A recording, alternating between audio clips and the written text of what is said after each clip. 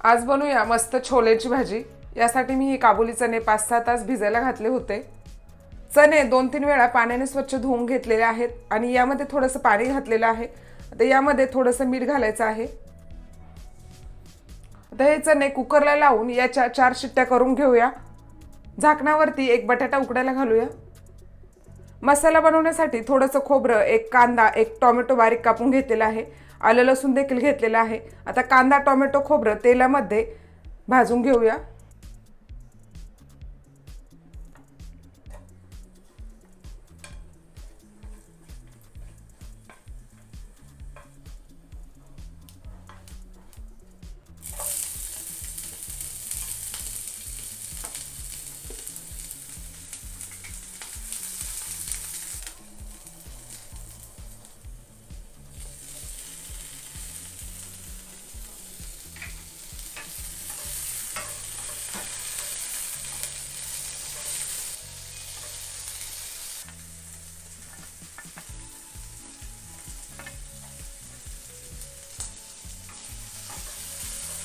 मसाला भाजून झालेला आहे। आता तो थंड झाल्यावर मिक्सरमध्ये बारीक वाटून घेऊया।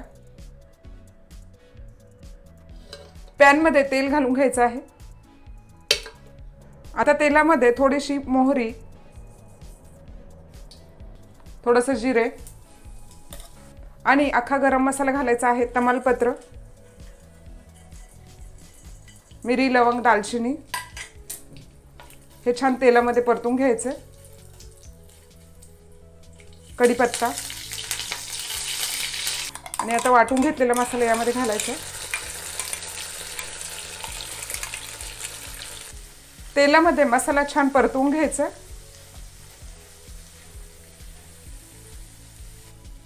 आता यामध्ये कसुरी मेथी, छोले मसाला, लाल मसाला, धने पावडर, लाल मिरची पावडर, थोडासा गरम मसाला आणि थोडीशी हळद पावडर घालून हे मसाले छान परतून घ्यायचे आहेत। तर यामध्ये शिजवून घेतलेले काबुली चणे घालूया।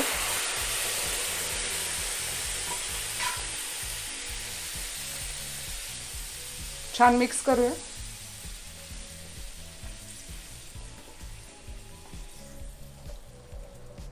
उकडून घेतलेला बटाटा यामध्ये फोडून घालूया। आपल्याला पाहिजे तेवढं पाणी आपण यामध्ये घालायचंय।